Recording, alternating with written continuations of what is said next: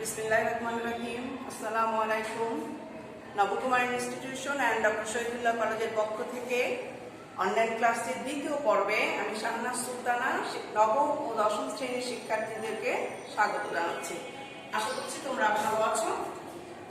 আজকে আমরা নবম দশম শ্রেণীর বাংলা প্রথম পত্র বিষয়ে যে বিষয়টি নিয়ে আলোচনা করব সেটির নাম হচ্ছে মমতাদি। এই মমতাদি গল্পটি লিখেছেন মানিক বন্দ্যোপাধ্যায়। তো শিক্ষার্থীরা আসো, প্রথমে আমরা মানিক বন্দ্যোপাধ্যায় অর্থাৎ লেখক সম্পর্কে জেনে নিই।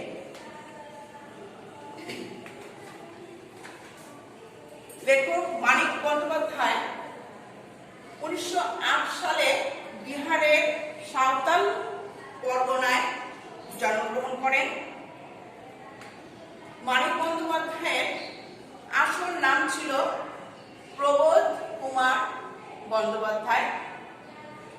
তিনি 1926 সালে ম্যাট্রিক পাশ করেন এবং 1928 সালে ইন্টারমিডিয়েট পাশ করেন। অত্যন্ত মেধাবী ছিলেন তিনি। ইন্টারমিডিয়েট অর্থাৎ আইএ পাশ করার পরে তিনি গণিত বিষয়ে অনার্স পড়বার জন্য ভর্তি হন অনার্সে। কিন্তু বন্ধুদের সাথে বাজি ধরে তিনি অতসী মামি নামে একটি গল্প লেখেন এবং এই গল্পটি তৎকালীন বিচিত্রা নামক একটি পত্রিকায় প্রকাশিত হয় এবং এই অতসী মামি গল্পটির মধ্য দিয়ে তার লেখক পরিচিতি প্রকাশিত হয়ে যায়। তিনি অত্যন্ত মেধাবী ছিলেন, আমি একটু আগে বললাম, কিন্তু পরবর্তীকালে তিনি লেখালেখি নিয়ে এত বেশি মগ্ন হয়ে যান যে এটাই তার জীবিকার একমাত্র অবলম্বন হয়ে যায় এবং পরবর্তীকালে তিনি আর ওই যে গণিতে অনার্সে ভর্তি হয়েছিলেন সেই পড়াটা তিনি কিন্তু আর শেষ করতে পারেননি। লেখাপড়াটা তার অসমাপ্তই থেকে যায়। তো মানিক বন্দ্যোপাধ্যায়ের উল্লেখযোগ্য কিছু উপন্যাস সম্পর্কে আমরা জানব। সেই উল্লেখযোগ্য উপন্যাসগুলো হচ্ছে পদ্মা নদীর মাঝি, পুতুল নাচের ইতিকথা, জননী, চিহ্ন, শহরতলী। তিনি 50টিরও বেশি উপন্যাস লিখেছিলেন এবং মাত্র 21 বছর বয়সে তার বিখ্যাত উপন্যাস দিবারাত্রির গল্প এটি রচনা করেন। মানিক বন্দ্যোপাধ্যায় 3 ডিসেম্বর 1956 সালে মৃত্যুবরণ করেন। আমরা মানিক বন্দ্যোপাধ্যায় সম্পর্কে জানলাম। এখন আমরা মূল যে বিষয় মমতাদি সম্পর্কে গল্পের বিষয়ে আমরা চলে যাব। মমতাদি গল্পটি আসলে এভাবে শুরু হয়েছে।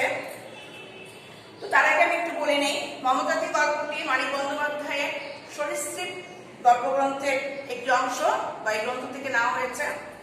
গল্পটি আসলে এভাবে শুরু হয়েছে যে লেখক মনে হয় যে তার ছোটবেলায় তার নিজের পরিবারের একটি ঘটে যাওয়া ঘটনার কথাই এখানে উল্লেখ করেছেন, যেটা তার পরিবারে মানে এখানে তার নিজের একটা পরিচয় তিনি তুলে ধরেছেন এই গল্পটির মধ্যে। তো গল্পটি এভাবে শুরু হয়েছে যে একটি শীতের সকাল, লেখক বসে পড়ছেন, তার মা তরকারি কুটছেন, বইতে উল্লেখ আছে বাঁধাকপি কুটছিলেন। তো এমন একটি সময় একজন মহিলা তাদের বাসায় আসে, এসে সে সরাসরি জিজ্ঞাসা করে যে তাদের কাজের লোক লাগবে কিনা। সে সব কাজই পারে এবং সে তার মাকে, লেখকের মাকে বলে যে তার কাজের লোক লাগবে কিনা। তো এবং সে যেভাবে উপস্থাপন করলো একেবারে নিঃসংকোচ আবেদন, অর্থাৎ সেখানে কিন্তু কোনো লজ্জা ছিল না, বা কোনো ভয় ছিল না, এসে সরাসরি সে জিজ্ঞাসা করলো। তো আমরা বইয়ের মধ্যে একটু দেখবো পড়বো যে যে মহিলাটি এখানে আসলো তার বইতে তার বয়স বা তার পোশাক পরিচ্ছদের কি বর্ণনা বা তার নাম কি ছিল, আমরা একটু বই থেকে জেনে নিই। কিছু অংশ আমি পড়ছি। বয়স 23 বছর, পরনে সেলাই করা ময়লা শাড়ি, পাড়টা বিবর্ণ লাল, সীমান্ত পর্যন্ত ঘোমটা, ঈষৎ বিশীর্ণ মুখে গাঢ় শান্তির ছায়া, স্থির অচঞ্চল দুটি চোখ, কপালে একটি ক্ষতচিহ্ন আন্দাজে পড়া টিপের মতো। অর্থাৎ মহিলাটির কপালে ছিল একটি ক্ষতচিহ্ন, সেটা মনে হচ্ছে যে একটি মেয়েরা যেমন টিপ ব্যবহার করে থাকে সেই রকম টিপের মতো। এটা আমরা দেখলাম যে সেই মেয়েটির একটি শারীরিক বর্ণনা বা তার পোশাক পরিচ্ছদের বর্ণনা। তারপরে যখন লেখকের মা তাকে জিজ্ঞাসা করলো যে তুমি কি রাঁধুনি, সে বলল যে হ্যাঁ, সে আমি রান্নাও করে দিতে পারবো। তারপরে তার মা সে নিজেই বলে গেল যে তার পরিচয় সে দিল যে সে আসলে কে। সে বলল তার নাম মমতা। আমাদের বাড়ি থেকে খানিক দূরে, অর্থাৎ লেখকের বাড়ি থেকে খানিক দূরে জীবনময়ের গলি, গলির ভেতরে 27 নম্বর বাড়ির একতলায় সে থাকে। সে মানে মমতা দি। তার স্বামী আছে আর একটি ছেলে। স্বামীর চাকরি নেই 4 মাস, সংসার আর চলে না। সে তাই পর্দা ঠেলে উপার্জনের জন্য বাইরে এসেছে। আমরা জানলাম মেয়েটির নাম মমতা এবং সে 4 মাস ধরে তার স্বামীর কোনো চাকরি নেই, রোজগার নেই, তাই সে এখানে বলা হয়েছে পর্দা ঠেলে। পর্দা ঠেলে বলতে আমরা আসলে কি বুঝবো এখানে? বিষয়টা হচ্ছে যে তৎকালীন সমাজে আমরা এখন যেমন মেয়েরা চাকরি করার জন্য বা পড়াশোনা করবার জন্য যেভাবে আমরা বাইরে যাতায়াত করি, সেই সময় কিন্তু এটা বেশি এত অবাধে যাওয়া আসার কোনো সুযোগ ছিল না। তো সেই অবস্থার মধ্যে দিয়েও মমতাদি কিন্তু একটি সম্ভ্রান্ত ঘরের মেয়ে ছিলেন। অভাবের কারণে সে কাজ করার জন্য বের হয়েছে। এই জন্যই বলা হয়েছে যে পর্দা ঠেলে বাইরে এসে সে কাজের জন্য এসেছে। তো যাই হোক, লেখকের মা তাকে কাজে নিয়োগ দিলেন এবং তার বেতন ঠিক করা হলো 15 টাকা। কিন্তু মমতা ভেবেছিল যে সে হয়তো 12 টাকার বেশি বেতন পাবে না। তো যখন সে তার প্রত্যাশার চেয়ে বেশি বেতন কথা শুনলো, তখন তার কৃতজ্ঞতায় চোখ দুটো সজল হয়ে উঠলো, অর্থাৎ চোখে পানি চলে আসলো। এর পরবর্তীতে আমরা দেখি গল্পের মধ্যে যে সে কাজ আসা শুরু করে দিল এবং সে বাড়ির যে ছোট ছেলেটি অর্থাৎ লেখক, সে ওই মমতার সঙ্গে একটি ভাব করার চেষ্টা করলো। কিন্তু মমতা প্রথম দিকে কি করলো, তাকে খুব একটা পাত্তা দিল না। তো সে নিজের মতন তার উপরে যে অর্পিত দায়িত্বগুলো ছিল, কাজগুলো ছিল, সে নিজের মতো করে সেগুলো করতো এবং দেখা যেত যে তাকে যা উপদেশ দেওয়া হচ্ছে বা আদেশ করা হচ্ছে তার তো সেটা সে করছে, তার বাইরেও সে কিন্তু আরো অতিরিক্ত কাজ করে যাচ্ছে। তো এভাবে করতে করতে কয়েকদিন পরে সেই বাসার যে ছোট ছেলেটি, স্কুল পড়ুয়া ছোট ছেলেটি, তার সাথে তার ভাব হয়ে গেল এবং ধীরে ধীরে মমতা বাড়িটিকে আপন করে নিল এবং ছোট ছেলেটির সাথেও কিন্তু তার একটি খুব সুন্দর সম্পর্ক, স্নেহের সম্পর্ক স্থাপিত হয়ে গেল। তো একদিন যখন স্কুল থেকে ছেলেটি বাসায় ফিরছিল, তখন সে হঠাৎ করে মমতার সঙ্গে দেখা হয়ে যায় এবং সে কি করে, মমতার বাড়িতে যাওয়ার জন্য সে জিদ করতে থাকে। তো এই পর্যায়ে মমতা তাকে কি করে, বাড়িতেও নিয়ে যায় এবং তার যথাসাধ্য সে আপ্যায়নও করে ছেলেটির সাথে। আর আরেকটি বিষয়, তো তাদের বাড়িতে একদিন এভাবে চলতে চলতে তাদের বাড়িতে দেখা গেল একদিন মেহমান আসলো অনেকগুলো মিষ্টি এবং সন্দেশ নিয়ে বাড়িতে আসলো। আসার পরে লেখক অর্থাৎ সেই ছোট ছেলেটি সেটা কি করলো, মায়ের অজান্তে গোপনে অনেকগুলি সে খাওয়া শুরু করে দিল এবং মমতাদি সেটা দেখে তাকে বারণ করলো। বারণ করার পরে তো বারণটা এমন ছিল যে মানে আদেশ নয়, একটা আবেদন যে কথাটা আমরা একটু এখানে পড়ি, যে সেটা হলো যে তোমার লেখক বলছে যে দরজার পাশ থেকে দেখছিলাম আর কটা খাচ্ছ গুনছিলাম। এটা মমতাদির কথা। যা খেয়েছ তাতেই বোধ হয় অসুখ হবে, আর খেও না। কেমন? আমি যে বললাম যে এটাতে কোনো আদেশ নয়, এটা লেখকের কাছে মমতা একটা আবেদন করলো। এখন আমাদের জানতে ইচ্ছা করে যে মমতা থেকে মমতাদি কিভাবে হয়ে গেল।